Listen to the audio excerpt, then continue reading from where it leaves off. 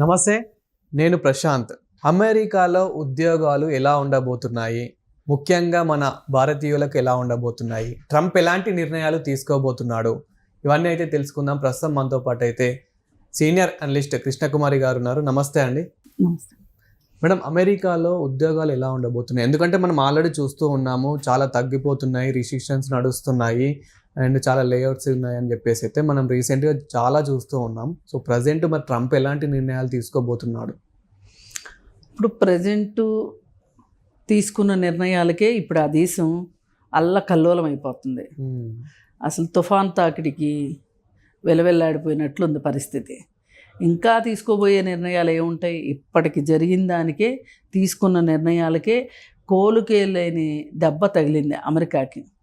GDP పడిపోతుంది, అలాగే నిరుద్యోగ రేటు ఎక్కువ అవుతుంది, ద్రవ్యోల్బణం పెరుగుతుంది. ఇవన్నీ ఎందుకు జరుగుతున్నాయి అంటే దిగుమతి సుంకాల పేరుతోటి, ప్రతీకార సుంకాల పేరుతోటి ఆ రోజు ప్రమాణ స్వీకారం చేసిన వెంటనే అతను ఆ స్టేట్మెంట్ ఇవ్వగానే ఆ దేశ ప్రజలందరికీ బాగా రోమాలు నెక్కబొడుచుకుని బాగా ఛాతీలు 66 అంగుళాలకు పెరిగిపోయినాయి. ఏం చెప్తున్నాడు ట్రంప్, అది ఇది అని. ఇప్పుడు విధించిన తర్వాత తెలుస్తుంది ఈ అసలు ఇదంతా ఇట్లా జరగబోతుంది. ఈ దేశం చాలా కష్టాల్లోకి వెళ్ళబోతుంది, మాంద్యంలోకి జారిపోతుంది, అలాగే ఉద్యోగాలు పోతాయి. ఒకప్పుడు 40% ఉద్యోగాలు అంటే నిరుద్యోగ ఉద్యోగాలు వచ్చే అవకాశాలు 40% తగ్గిపోయినాయి అని అనుకున్న దశ నుంచి ఇప్పుడు 60%కి పడిపోయింది. ఇది ఎవరు చెప్పారు? ఏదో మీరు నేను మాట్లాడుకుంటే కాకోకుండా ప్రపంచం మొత్తం మీద బిజినెస్ వ్యవహారాల్ని అధ్యయనం చేసే జేపీ మోర్గాన్ సంస్థ ఈ విషయం వెల్లడించింది. వాళ్ళే కాకుండా ఇంకా చాలామంది ఈ సంగతి చెప్తున్నారు. అంతర్జాతీయ సంస్థలు, చాలా సంస్థలు చెప్తున్నాయి ఈ మాట. అమెరికా ఈ మాదిరి ప్రమాదాన్ని ఎదుర్కోబోతుంది, అమెరికా చాలా ఇబ్బందులు పడుతుంది, ఈ ట్రంప్ తీసుకుంటున్న తెలితక్కువ నిర్ణయాలతోటి కొరివితో తలగొక్కున్నట్లు అవుతుంది ట్రంప్ అని చెప్తుంటే చెవిటోళ్ళ ముందు శంఖం ఊదినట్టు అయిపోయింది ఎవరికి? ట్రంప్కి. ఇప్పుడు మనం ఒక్కొక్కటి ట్రంప్ చేసిన పనులు కనుక మనం ఆలోచించుకుంటే, ఈ దిగుమతి సుంకాలు పెంచటము, ప్రతీకార సుంకాలు అనేది విధిస్తాను అనటము ఏదైతే ఉందో, ఒకప్పుడు అయితే అసలు జీరో ట్యాక్స్ తోటి కూడా ఇంపోర్ట్ చేసుకునేవాళ్ళు. ఇప్పుడు దాన్ని ఏం చేస్తున్నారు? ఫర్ ఎగ్జాంపుల్, ఇప్పుడు మన దేశం నుంచి ఏదైనా ఒక వస్తువు పంపాలి అని అనుకున్నాం అనుకోండి, అది దాదాపు 27% ట్యాక్స్ మనం కట్టాలి ఆ దేశంలో అమ్మాలి అంటే. ఇప్పుడు ఇలా జరిగినందువల్ల ఏమవుతుంది అంటే, ఇప్పుడు చైనా ఉంది, అసలు కొన్ని ఉత్పత్తులు చైనా మేము దిగుమతి చేయని పొమ్మంటుంది. ఉదాహరణకి కొన్ని లోహాలు ఖనిజాలు నేను పంపను అంటుంది. ఈ పంపను అంటే ఏమవుతుంది అంటే, ఇప్పుడు అవి లేకపోతే ఎలక్ట్రానిక్ డివైజెస్లో తయారీ అవ్వదు. ఇప్పుడు అది దిగుమతి చేసుకుంటేనేమో డబ్బులు ఎక్కువ కట్టాలి, దిగుమతి చేసుకోకపోతేనేమో ఉత్పత్తి ఆగిపోతుంది. ఏదో అంటారు చెంపదెబ్బ చెయ్యి దెబ్బ అన్నట్లు రెండు మనకే అవుతాయి. సో ఇప్పుడు అమెరికాకి అయితే విదేశాల నుంచి ట్రాన్స్పోర్ట్ అనేది వచ్చేవి మాత్రం ఆగుతాయి, దిగుమతులు ఆగుతాయి. అంటే ఆ ట్యాక్స్ కట్టైనా సరే అమ్మాల్సిందే అనుకునే వాళ్ళు దిగుమతి చేస్తారు. లేదు మనం ఎందుకు చెయ్యాలి అని ఇప్పుడు చైనా ఉంది, చైనా నేను చేయను అంటుంది, నేను దిగుమతే చేయను అంటుంది. ఏంటి చేయాలి ఇప్పుడు? అమెరికాకి అది అవసరం. ఇప్పుడు అడిగింది అనుకోండి, కొంచెం తగ్గిస్తాడు వాడు, అస్సలు ట్యాక్సే వేయటానికి వీల్లేదు. ఇప్పటికీ 10% ట్యాక్స్ తోటి తీసుకుంటున్నారు అనుకోండి, ఇప్పుడు దాని అమాంతం 37% పెంచాడు చైనాకి. పెంచితే చైనా వాడు అన్నాడు నేను అసలు చేయను అన్నాడు. ఇప్పుడు రేపు పొద్దున వీడు అడిగాడు అనుకోండి, వాడేమంటాడు చైనా వాడు? నేను అస్సలు 1% కూడా ఇవ్వను, నీకు ఇష్టమైతే తీసుకో లేకపోతే లేదు.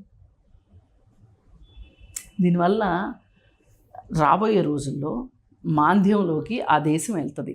ఇలాంటి పరిస్థితే 1930s కూడా వచ్చింది అమెరికాలో. అమెరికాలో వస్తే అప్పుడు కూడా ఇట్లాగే ఓ పెద్ద మనిషి ఇలాంటి ట్రంప్ లాంటి మహానుభావుడు అక్కడ ప్రతీకార సుంకాలు, దిగుమతి సుంకాల పేరుతోటి విపరీతంగా సుంకాలు పెంచేసేసరికి ఏమైపోయింది, ఆ దేశం కోలుకోలేని అన్ని వైపుల నుంచి ప్రమాదం ముంచుకొచ్చినట్లయింది. ఒక పక్క దిగుమతులు సరిగా లేకపోతే గూడ్స్ ఉంటాయి కదా, ఎగ్జాంపుల్ పప్పులు అనుకుందాం. మన దేశం నుంచి పప్పులు వెళ్ళాలి. వాళ్ళ దేశంలో నెలకి ఇన్ని పప్పులు అవసరం ఉంది, కమోడిటీస్ ఇన్ని అవసరం ఉన్నాయి అని అనుకున్నారనుకోండి, అన్నీ మన దేశం నుంచి దిగుమతి చేసుకుంటారు. చేసుకుంటే అప్పుడు supply and demand and supply సరిగా ఉంటుంది. ఇప్పుడు సప్లై తగ్గింది అనుకోండి, డిమాండ్ తగ్గదుగా. డిమాండ్ అలాగే ఉండి సప్లై తగ్గింది అనుకోండి, అప్పుడు ఏమవుద్ది, రేటు పెంచాల్సి వస్తుంది. రేటు పెంచితే ఎవరి మీద పడుతుంది, అది వెళ్ళి ప్రజల మీద పడుతుంది. అంటే ద్రవ్యోల్బణం పెరుగుతుంది. అంటే ఈ విధంగా అక్కడ నష్టం. అలాగే ఇప్పుడు ఈ దిగుమతి సుంకాలు పెంచటం కావచ్చు, దీనివల్ల వేరే ఉత్పత్తులు రాకపోవటం, అంటే బయట నుంచి రాకపోవటం వల్ల, అక్కడ ఉత్పత్తి ఆగిపోవటం వల్ల ఏమవుతుంది, నిరుద్యోగం పెరిగిపోద్ది. ఈ నిరుద్యోగం పెరిగిపోతే ఇప్పుడు మన దేశం నుంచి చాలామంది వెళ్ళారు, అక్కడ ఉన్నారు. మరి వీళ్ళందరికీ పని ఇవ్వలేదు అనుకోండి, ఏంటి పరిస్థితి? మళ్ళీ తిరిగి రావాలి. మన వేరే దేశాలకి దెబ్బే, ఆ దేశాలకి దెబ్బే. ఇప్పుడు మొదట్లో ఏం చేశాడు, హడావుడిగా ఒక 2-3 దేశాలకి ఫ్లైట్లు పెట్టి జనాలను పంపించేశాడు. ఇల్లీగల్ ఇమ్మిగ్రెంట్స్ వాళ్ళు ఏ విధమైన పేపర్లు లేవు, డంకీ పద్ధతిలో వచ్చారు, అది ఇదని పంపించేసేస్తే వాళ్ళు అలాంటి పరిస్థితుల్లో వెళ్ళిన వాళ్ళు ఏం చేస్తారంటే చీప్ లేబర్గా పనిచేస్తారు. ఇప్పుడు ఒక గంటకు $10 వాళ్ళు డిమాండ్ చేయగలిగిన పని, ఇవ్వాల్సిన పని అనుకోండి, వాళ్ళు $5 ఇస్తారు. ఇప్పుడు ఒక హోటల్లో పనిచేస్తున్నారు, $5 ఇచ్చి పని చేయించుకుంటున్నాడు అనుకోండి గంటకి. అతనికి ఏమవుతుంది, ఒక్కొక్క వర్కర్ 8 గంటలు పనిచేస్తే 8×5 $40 ఒక వ్యక్తి మీద ఆ హోటల్ వాడికి మిగులుతాయి. ఇప్పుడు ఏమైంది, ఇట్లాంటి వాళ్ళందరినీ ఏరేరి పంపించేశాడు. కొంతమంది ఏమో ప్రభుత్వానికి ఎక్కడ దొరుకుతాము అని చెప్పి దొరకకుండా దాక్కున్నారు కొంతమంది. అసలు హోటల్స్లో పనిచేసే వాళ్ళే లేకుండా అయిపోయారు.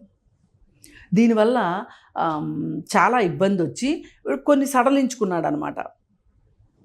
అదొకటి జరిగింది. ఇంకోటి ఏం జరిగిందంటే, ఇప్పుడు ఈ మనకులాగా చిన్న డైరీ ఫామ్లు ఉండవు అక్కడ, చాలా పెద్ద హ్యూజ్ డైరీ ఫామ్స్ ఉంటాయి. అయితే ఈ డైరీ ఫాముల్లో పనిచేసే వాళ్ళు కూడా ఇట్లాంటి వాళ్ళే డైరీ ఫాముల్లో పనిచేస్తారు.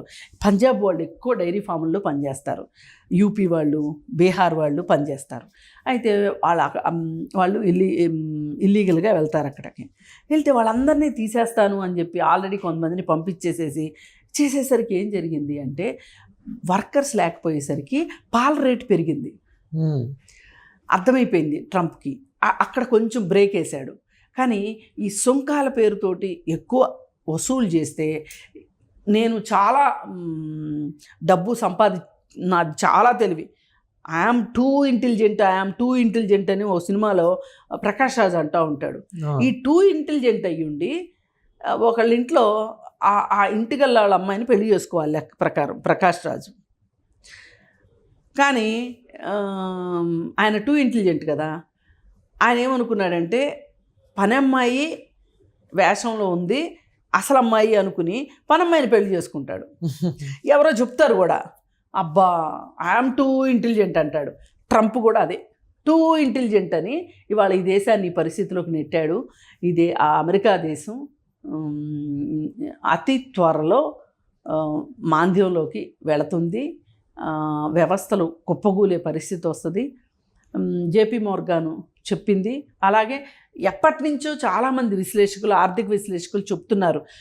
కాకపోతే ఏంటంటే మనోడికి అరణ్య రోధంలాగా అయిపోయింది. Thank you madam.